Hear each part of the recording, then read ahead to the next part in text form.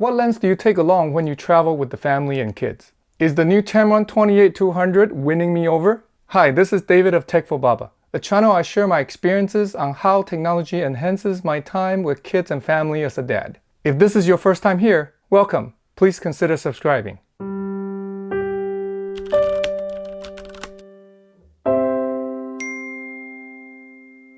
Tamron has been killing it for Sony full-frame mirrorless camera these couple of years. I was quite tempted by the Tamron 28-75 f2.8, but decided against it in favor of my trusted Sony 24-105 f4. I documented my struggle then in my very first YouTube video, linked here and below if you're interested. But since then, I've given into its wide-angle sibling, the Tamron 17-28mm. Then just 2 months ago, I replaced my Sony 70-200 f4 with Tamron's new awesome telephoto 70-180mm lens. Its great picture quality and size keep on calling me every time I reach for a lens. I'll link my review on that here and below too. I was surprised when Tamron quickly followed it with the release of the 28-200 super zoom lens. Once again, my trusted travel lens, the Sony 28-105mm, is challenged. I'll quickly go over the main features of the Tamron 28-200 lens, then I'll share my current thinking with you at the end of the video. First, just like the other Tamron Sony E-mount lenses, the 28-200 lens is relatively compact and lightweight, great for traveling.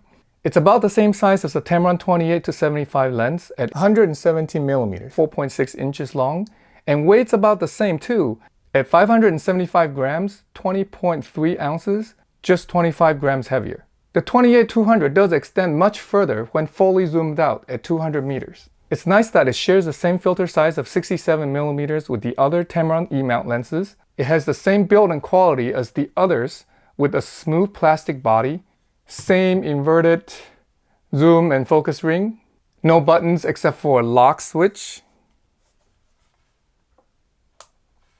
The lock switch does not automatically release the lock as you twist the zoom ring, like the Tamron 70-180 though. Not only is it relatively small and light, what's most impressive about this 28-200 super zoom lens for me is its variable apertures, starting out at f2.8 at the 28mm wide end and goes to just f5.6 at the 200mm long end. This is the first all-in-one zoom lens that starts at f2.8. Most super zooms like the Sony 24-240 starts at f3.5 and ends at f6.3. When this lens was introduced, I was most curious about where the aperture stops down as I zoom. The good news is that the aperture reduces only gradually on zooming in, dropping to f3.2 at 32mm, f3.5 at about 44mm, and f4 at 54mm,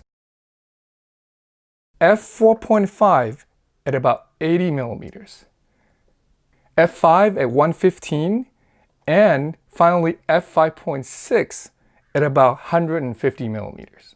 As many expert reviews I watched and read, the picture quality is good, but not the best as expected since it's a super zoom. It's certainly not in the same league as the Tamron 70-180, but quite good as far as all-in-one zooms are concerned. The lens has 7 aperture blades and the bokeh is just okay. Nothing to write home about as expected. However, I'm glad I could still get a good amount of bokeh, a blurring of the background, due to its better than usual aperture throughout its zoom range. There has been a focusing issue specifically in the AFS mode. Tamron acknowledged it and just came out with a new firmware to fix it.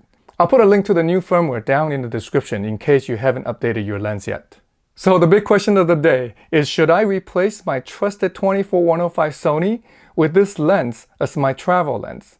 Let's look at what I gain and lose with the Tamron 28-200. First, I gain a little portability. The Tamron 28-200 is more compact and light than my Sony 24-105. Second, the Tamron 28-200 is a brighter lens for the most part.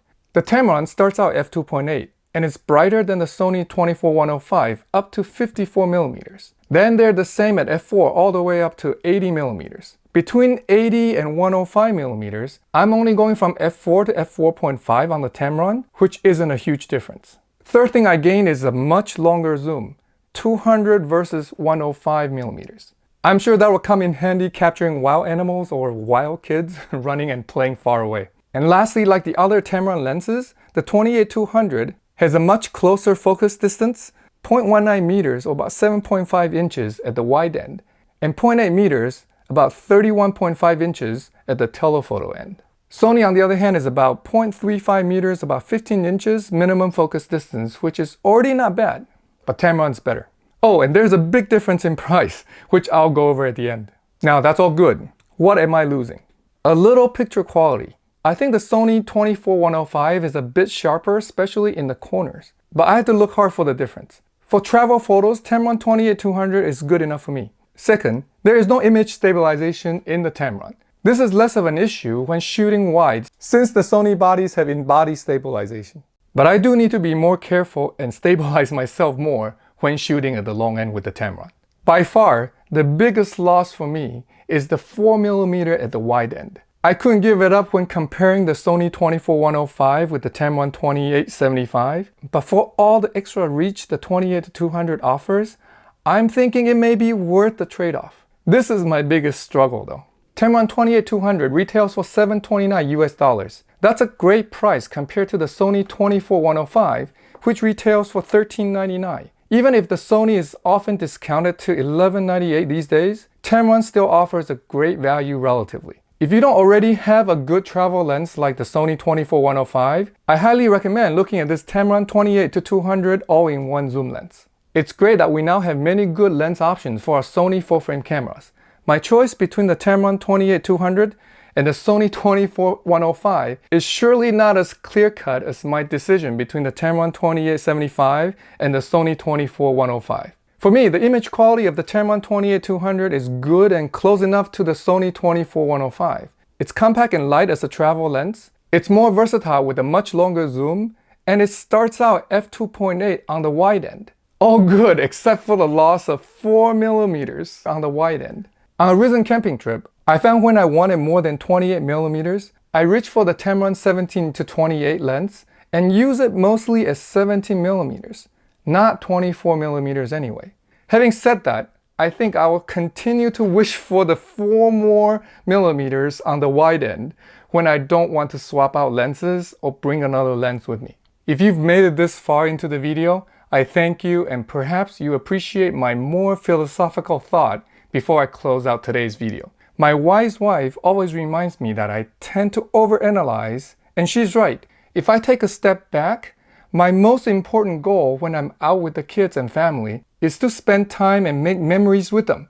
The beautiful sceneries and these irreplaceable memories are best enjoyed and cherished with my eyes, ears, and my heart.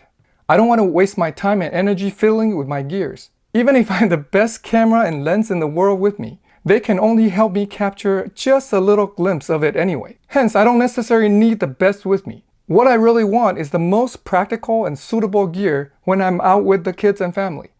What do you think? Thanks for watching. If you find this video helpful, please smash the like button and share. Let me know in the comment section below what lens or lenses you take with you when you're out with the kids and family. If you want to see more video on how technology can enhance our life with kids and family, please subscribe and turn on the notification bell. I will see you in the next one. Until then, cherish each moment.